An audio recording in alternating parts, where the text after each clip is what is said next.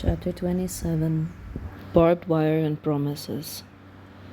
There wasn't enough time in a day, not enough days in 3 weeks.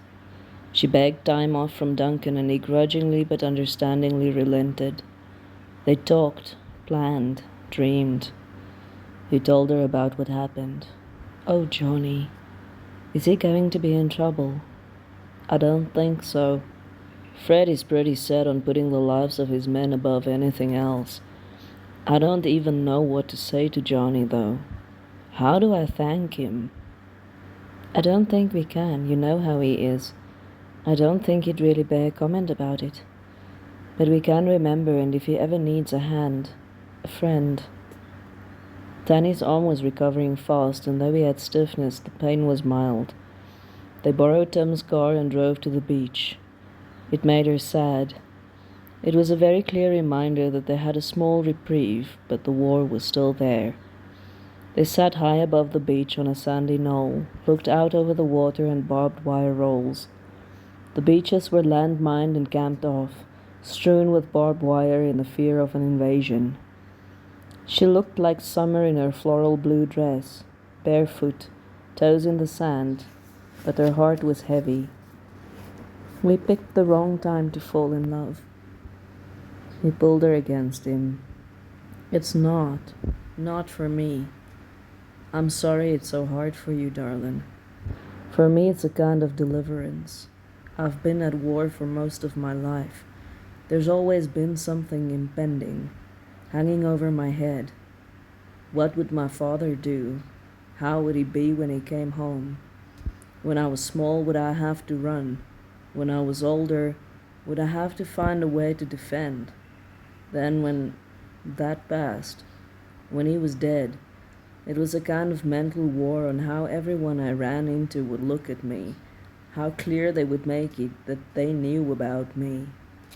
With some it was pity, with some curiosity, and with some people it's downright meanness to see if they can get to you. Darling, I think you happened to me right when you should have. You give me something to come back to. You are my future, my home. I'm not saying I would have tried to get myself in trouble, but I would have thought less of it when I flew. Our friend Johnny is flying by the seat of his pants, and I might have been more like that if it weren't for you. I fly to come home. I'm going to keep doing that. He tilted her chin up to him. I know you have things on your mind and you're worried, but I am coming back to you, Al. I've got a picture in my mind of where I'd like to take you one day. Well, I don't know where it is, but I know what it looks like.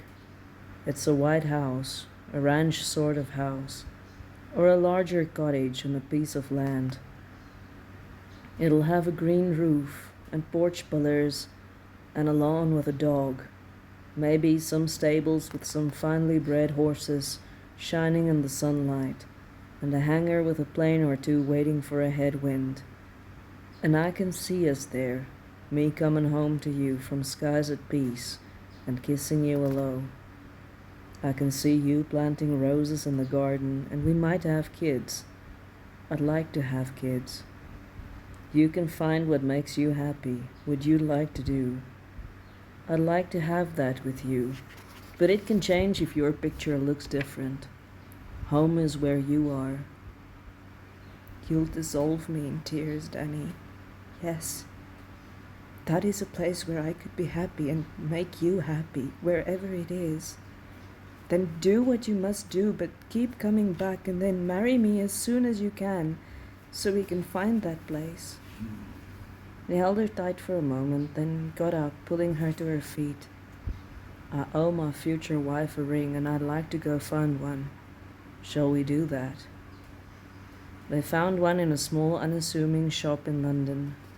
A simple silver band with a diamond set in a daisy design. Above, a flight of hurricanes thundered over. I don't want you to spend a lot of money. Let's keep it simple and put as much as we can into that dream. They had lunch and a bottle of wine, and he slipped the ring onto her finger, quietly, held onto her hand. This is real, Elle. It's not going to disappear. I'm not going to disappear. I might have to fly where you can't follow, but you're with me in the sky. You're the landing lights in the night. I'll always come back.